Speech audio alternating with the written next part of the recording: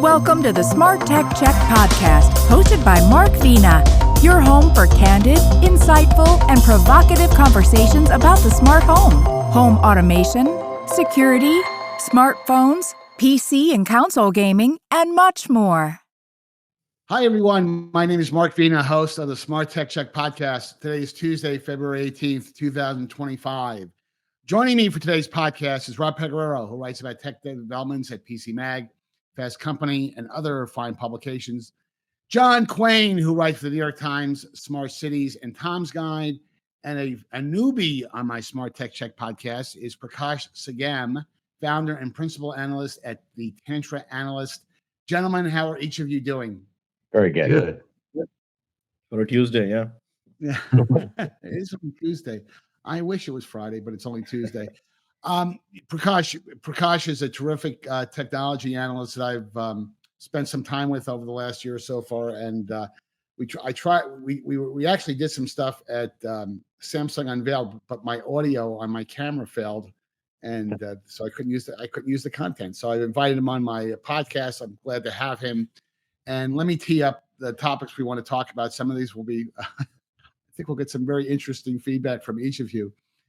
I want to talk a little bit about the rise of DeepSeek. Since I last did this podcast, they were kind of like, we didn't really talk about them, but they really came out of nowhere. They were kind of like a bat out of hell.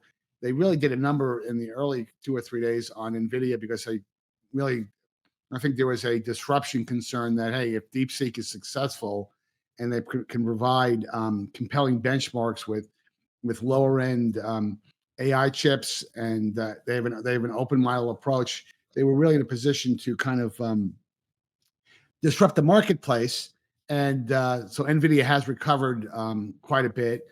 There's obviously, I think there's a lot of concerns in the minds of analysts in terms of are U.S. companies really going to embrace DeepSeek because of privacy concerns that a lot of companies have with Chinese-based firms. But let me just get Prakash, since you're a newbie to the podcast, let me get your opinion on what's your take on DeepSeek. What are your concerns? I did see some information this morning that a lot of the benchmarking seems to be bearing out that DeepSeek does have they have something to talk about from a value proposition standpoint, which is kind of interesting. It's not just all smoke and mirrors, but let me get your initial impressions. Yeah, I mean, I think it's interesting development. I mean, we have seen it. Interesting is an understatement. I think an important aspect is basically, it is proving that you don't need, thousands and thousands of these GPUs for a reasonable model. And also it kind of helps. I mean, I've been tweeting about it, moving the AI towards the edge and kind of democratizing it. You could have a teacher model in the cloud, student model on the devices, and kind of a collaborative distributed AI. It's a great, in my view, if nothing else, it's a great step in that direction.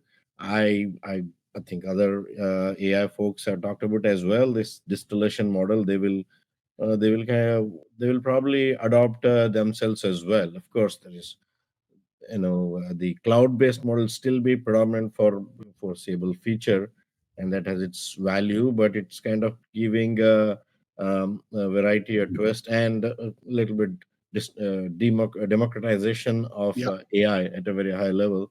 Security concerns, I mean, anything that comes of China, they'll always have security concerns. But if it is a model that is running on-prem, independent, not even connecting the internet, maybe some of those could be solved where I think the value lies for DeepSeek. John, what's your take on DeepSeek? Because we haven't talked about that since we did our last podcast. That's right. It's a little old school, the model. They made it open source so you could see what they basically did. And back in the deep blue days, trying to beat chess players and stuff like that from IBM. The people behind those AI programs always said doing something like generative AI, where you're trying to use that, massive neural network to understand everything, was never going to work. Mm-hmm. And kind of why they said that would never work is because what you're seeing now is I need infinite computing resources. And it's asymptotic, right? I'm kind of getting better. I'm getting a little bit better. I'm not quite getting the answer. I'm still not quite, but I'm getting a little closer. It's not going to really get there. But using that as just described, these separate expert systems and then coordinating that's a much more workable model. You don't need the computing power. There's always something wrong. If I've got to build data centers like I've never had to build before, something's wrong with my model. When I can beat it, any day of the week. So that seems like, something's wrong. And they just kind of showed that. I think you're going to see people resetting and launching different projects to see if they can make this model work, and it's available to them to look at. So why not? And then you won't have everybody sort of chasing after the same gold ring, which they kind of are doing right now. Mhm. Well, I think the point you just made about the power efficiency piece, which probably should get talked about a lot more, that Well, in a pre-DeepSeek world, with NVIDIA's data centers, I mean, the megawatt power requirements are massive. And Yeah. by the way, not available in many locations around the world. There's only certain locations where they can generate that much power. So the power efficiency piece is obviously a big deal. But I always like to talk to Rob and hand him the controversial aspects. And this Rob is such a great guy at responding to stuff like that. Let's talk about the China security and privacy stuff that that again it haunts China, and I think that's an understatement probably when I say that. Do you see major corporations embracing DeepSeek or not, or refusing to it, even though they recognize the value proposition is really good, frankly, and there is a democratization of AI that DeepSeek is driving? But do you see a lot of companies saying, well, maybe we're better off going with a higher, even though the cost may be higher for a traditional NVIDIA data center type of solution versus, some of the risks that, people are concerned about when dealing with a Chinese company? Rob? So yeah, that's the two sides of DeepSeek. One is the app you can install on your phone. I've not done that. Or the chatbot you can run in a web browser. I've done that in an incognito window, where it's really interesting talking to that version of DeepSeek. It does something I've never seen a chatbot do before, which is start answering a question. In my case, I asked, what interesting things happened in 1989 around the world? And it gets two paragraphs in, and then it erases the whole thing and says, let's talk about something else. That's a big deal. By the way, that's a big deal. It's uncanny. Like, if quick enough with the screen grab, you can get these things. Another one I asked is Xinhua News Agency a trustworthy news source? And it was writing a very lengthy answer saying, their concerns about it channeling Chinese Communist Party propaganda, and then erase the whole thing. It's like the little man inside the data centers backspacing frantically. But then there's the one you can run. You can run it on your own computer. I run it on this Mac Mini using an app called LM Studio. You can run a non-China based version of it on other AI platforms. I think it's an option in Microsoft subscription. And that's entirely different. And I could certainly see US companies doing that because it's not running untrustworthy code on a data center somewhere on the other side of Beijing. This is something being done on-prem or in a US cloud. And that apparently is doing the work of AI much more efficiently, which, as I was doing before, is a big deal. I'm coming to you from near the data center capital of the world, Northern Virginia. And our state legislature, they did a study, came out in December, that said at current rates, unconstrained growth, electricity consumption here will double over the next 10 years just from data centers. And that's not going to work. We can't build enough power plants, and Virginia voters are not going to accept their electricity bills going through the roof because of some Meta or Google chatbot that is making up stuff on their phones. That's just not going to work. So, Prakash, before we close this one out, because we could talk about DeepSeek forever, what do you follow NVIDIA as well? Do you think that it's going to dramatically change NVIDIA's strategy? I mean, it could certainly have an effect in terms of collapsing the price premium that they get. That would be an obvious one. But, just knowing NVIDIA the way you do you think that you think this is just a bump in the road, or do you think that it will have a pretty profound impact? Since NVIDIA has like 90% of the data center market, I mean, that's a pretty significant situation. I mean, obviously there will be knee-jerk reaction that we have seen, But I think we are at a very early stage of AI. The growth potential is pretty high. So I think at the end of the day, that happens in any technology, there'll be multiple versions of the technology, right? Benefiting different parts of the world. It will not be end of the road for Nvidia, of course. It will have to temper the growth that everything will run on Nvidia and this expensive H100s and thousands of them. If you want to be a AI player, if you want to use AI, you have to have a you know thousands of stacks of these. I think that is kind of a you know that is not obviously realistic as we've been talking about, and that is proven true as well. But I think there'll still be a huge opportunity for Nvidia in AI, sure, Mhm. but I there will be wonder, other versions and other options as well. Like, I wonder, and Rob said to me something it said something that was very interesting in terms of the way it kind of deletes information after spurting yeah, out an answer. yeah, the tons of. I mean, I come from India, so anything that's coming from China, when I check related to India and China relations, I mean, obviously it is trained on those data sets, and that is intentional. So you can see those. Um, you know, that's true with many things coming from the US as well to some extent, right? It's like Yeah. Google named this Gulf of America, right? So there will always be those influences, but when you're doing enterprise workload not related to politics, then I think none of these things matters, right? Nothing matter unless the data is being sent somewhere else, which is unreliable, right? So Well, Prakash, and also the I'm gonna test it later because I'm gonna ask it how did the New York Giants perform last season, yeah, and I probably yeah, give me a that wrong probably answer. would work, right? I mean, if you talk about Chinese government and anything, then you might have different answers. And also, this I think I'm more impressed by this notion of distilling models with teacher and student. That architecture, I think, is proven, and a lot of people have said it. It makes sense. I see that as a important step in the AI evolution versus DeepSeek as a company, right? So I think that has more importance than the company itself, in my view. John, any closing thoughts on this before we move on? No, but I do think I don't think you asked about Nvidia. I don't think it's going to have an impact Yeah. immediately on them. But I would be revising downward. That long term horizon, number of chips sold, because there will be different approaches. I think this is just an indication also that there are several different approaches to take to AI that are running right now that haven't really come out in public, that could. And then there will be something that we're not foreseeing that will use a different kind of processor. It just so happens that we use image recognition kind of algorithm to start this. And so that just fell into NVIDIA's lap. Dumb luck. It was not planned. It was nothing.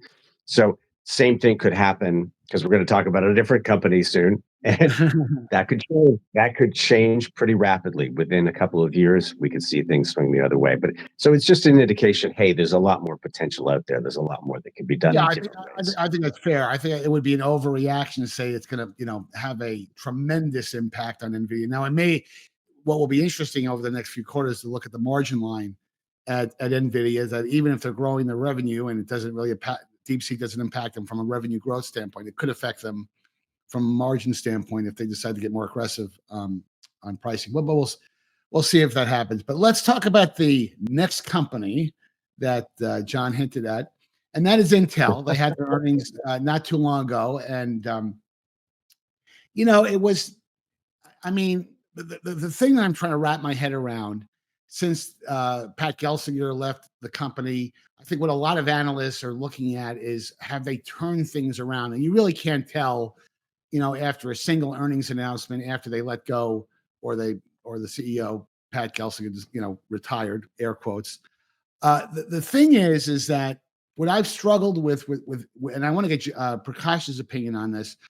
What I've struggled with at Intel is that, and I know this is going to sound like a bit of a cheap shot, but I feel like the company still believes it's like it's the late '90s, and the whole foundryless model has proven to be a very effective model, whether you're Qualcomm, whether you're AMD. It took AMD a while to get to where they need to be, and I think that's a testament to Lisa Su.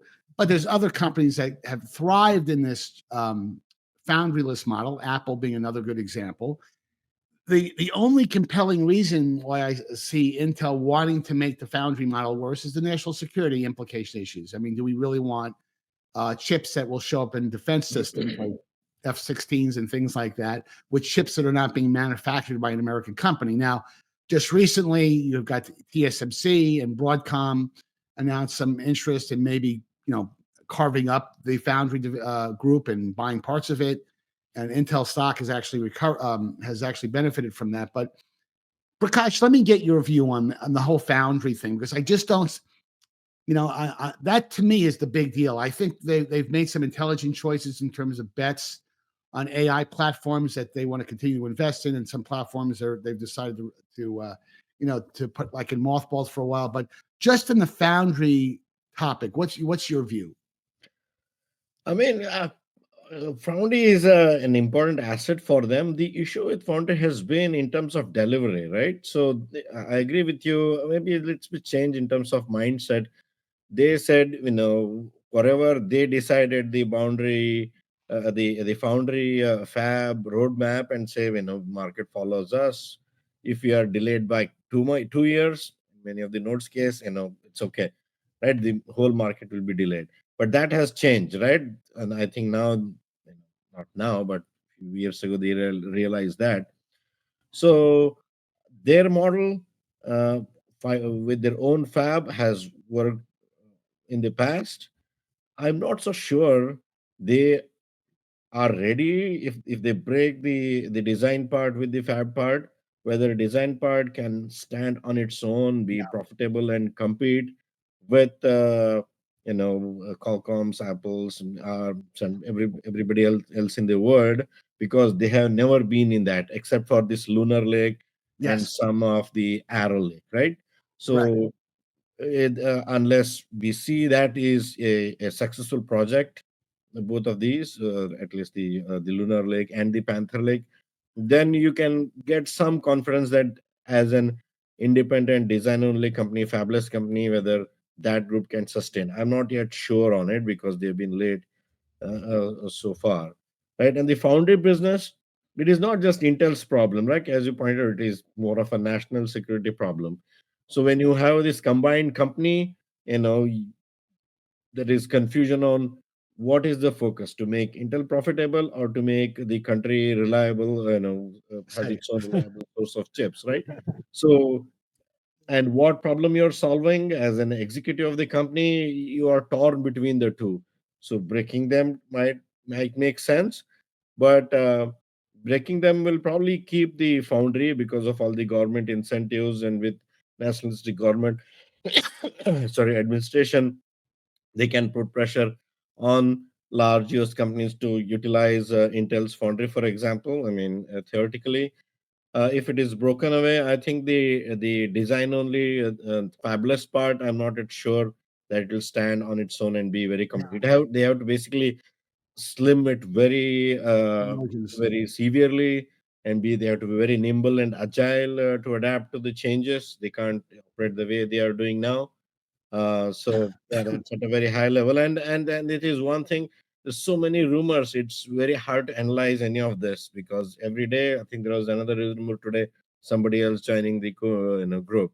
It was Right. Elon Musk in the beginning. It was Qualcomm before that, and then Broadcom joining the party. I think Global Foundries also was mentioned or something like that. So it's very hard how it will turn out, but I think the problem should be it's two there are two problems that they are solving. It's not one problem. Then they have to realize that and maybe come up with strategies for two separate strategies for those two separate problems, in my view.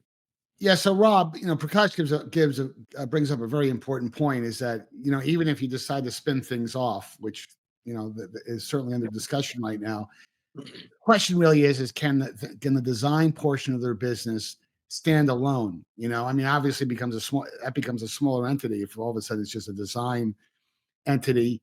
And And again, this is the thorny issue when the rationalization beyond the national security topics we've talked about has always been from a foundry standpoint. If I'm Intel, well, if we can't fill up the fabs, because fabs obviously, if you're not running over 100%, it's hard to make money, frankly.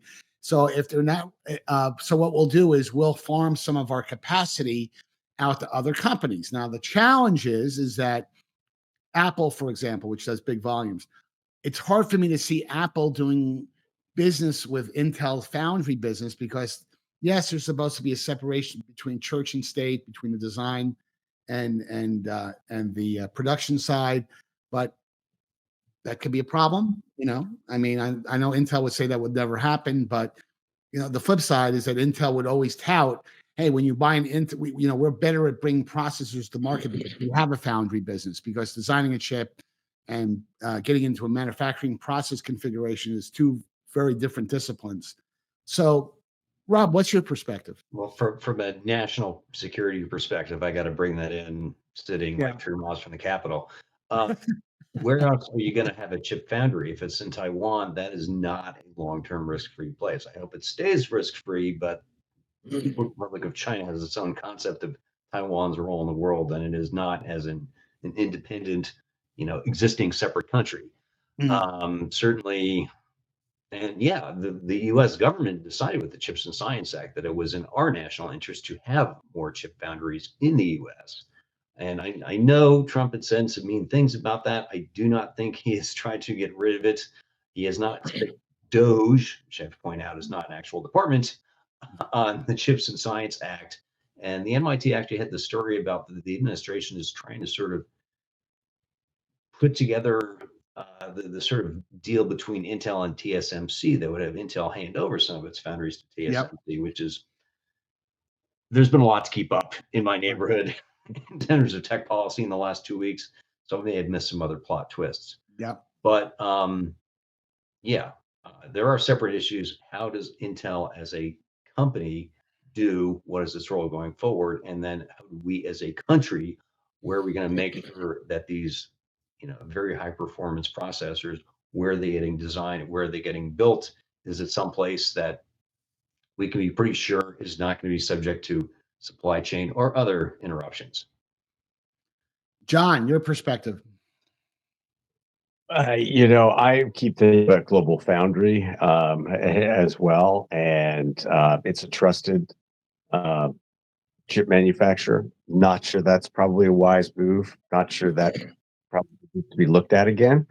But the current administration, they have interests that are over there, so maybe it'll continue to be a trusted partner.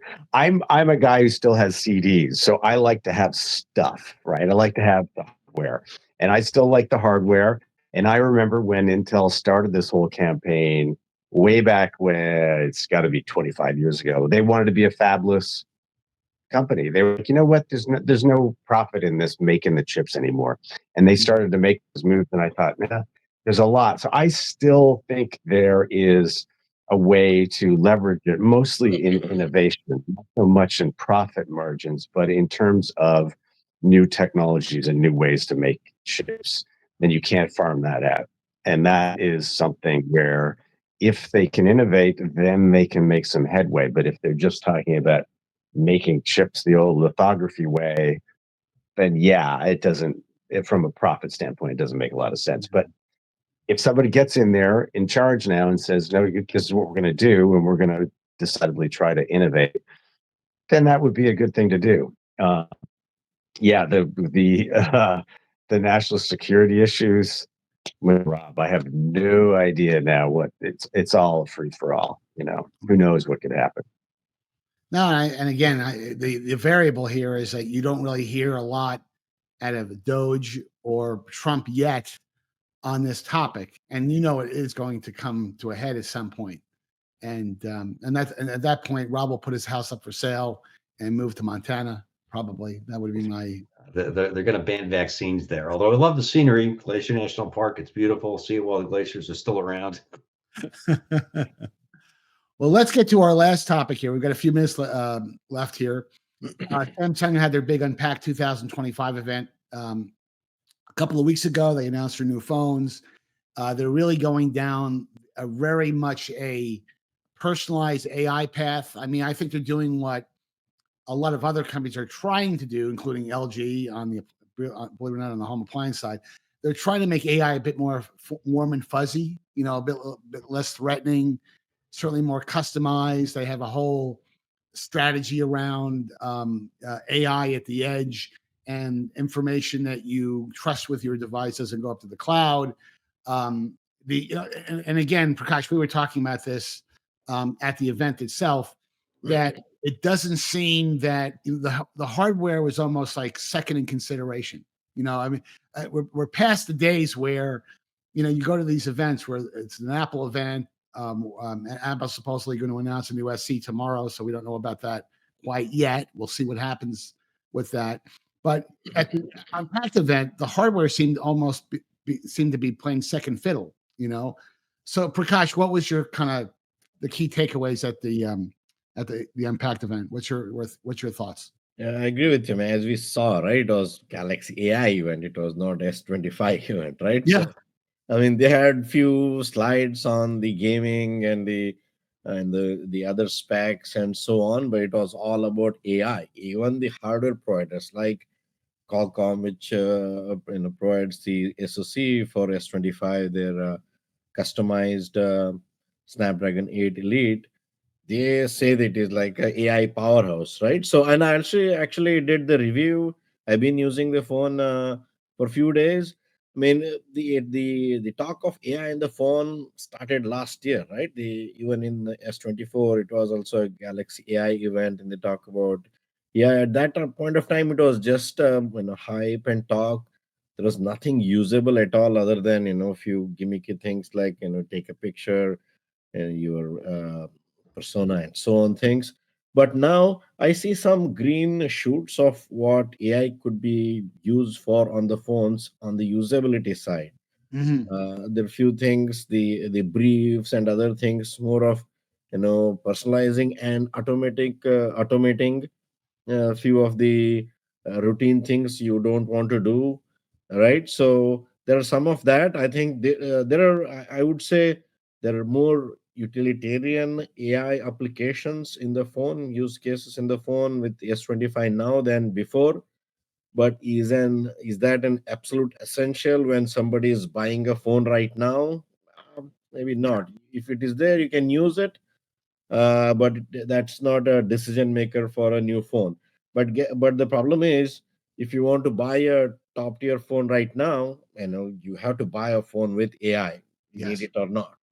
So I think my feeling on it is just like how happened with 5G. There will be penetration of these phones by default, because when if you want to buy a flagship phone, it has AI in it, and then the use cases and developments will kind of bubble up once you have enough volume of these things. And I'm sure there'll be somebody who come up with interesting way of using them. I mean, and we see some green shoots of that usability in this phone. Is my point.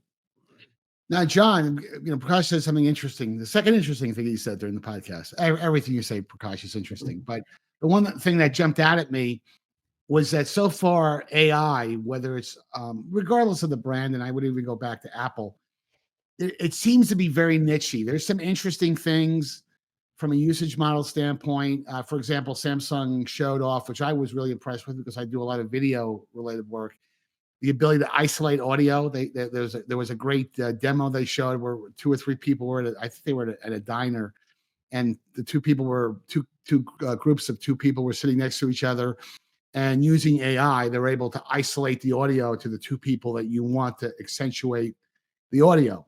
That to me is interesting. Now, be honest with you, is that a mainstream feature? Probably not, honestly, but I guess the question for you, John, is that are we kind of, if AI is going to manifest itself, is it really inherently a kind of nichey thing?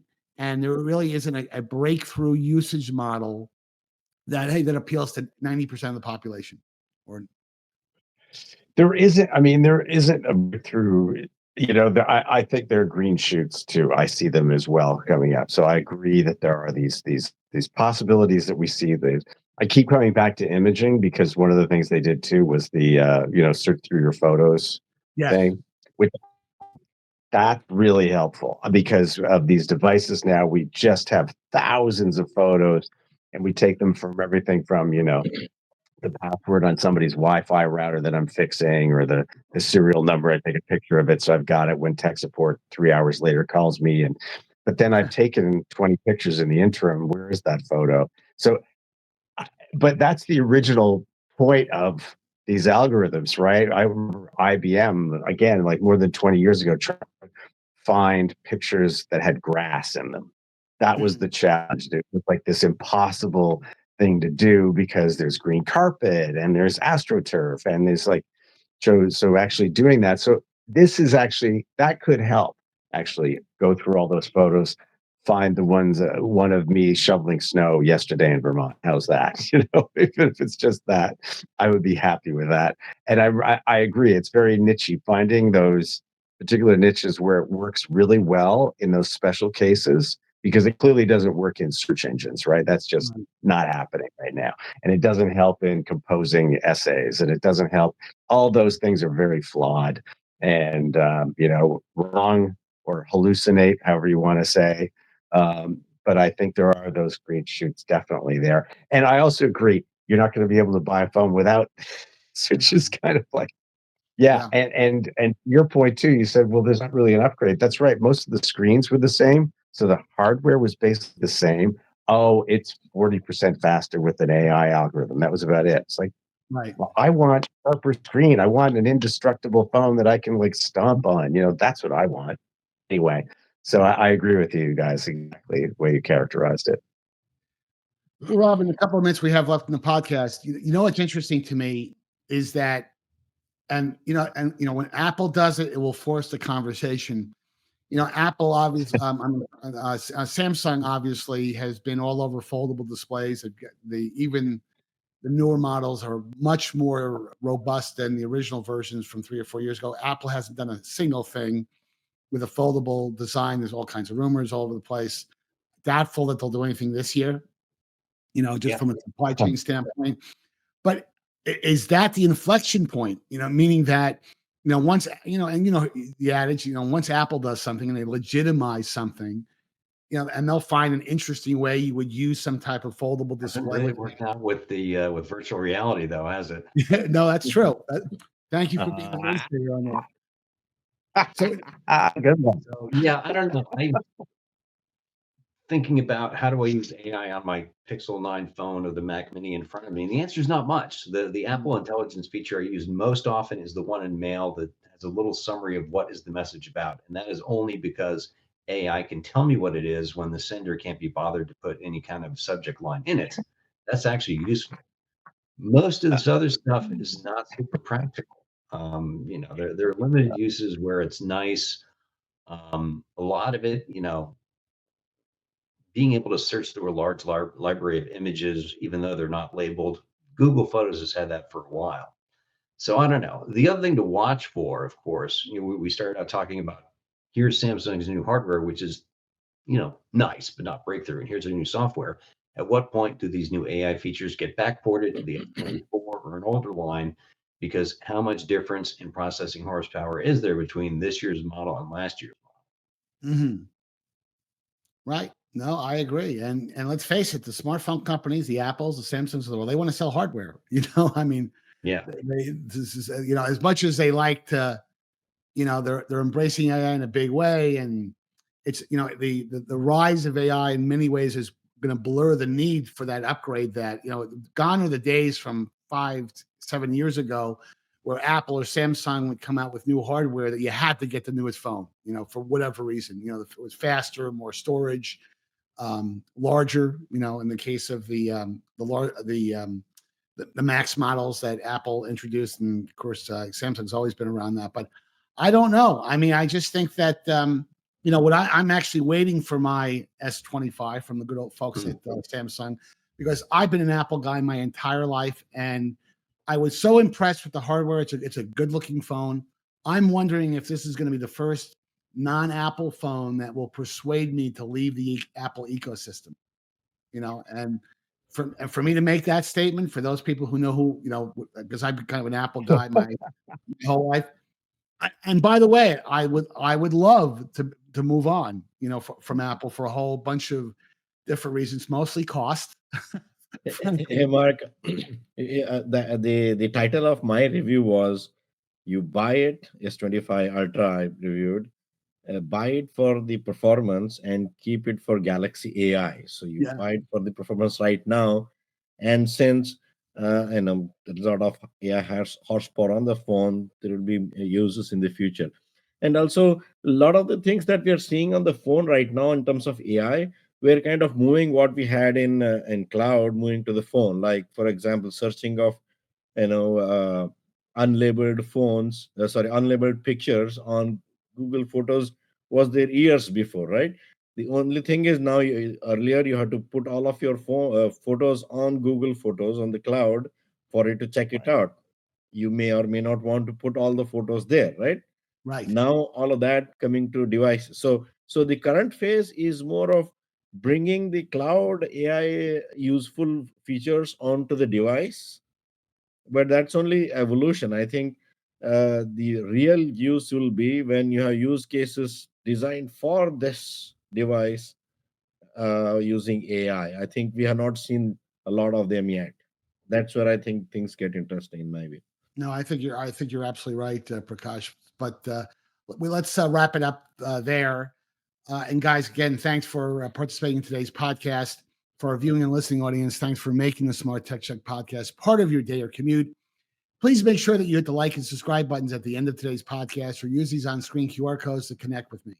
You can also follow me on X at Mark Vina Tech Guy. And until next time, have a great week. Thanks, guys. Thank you. you.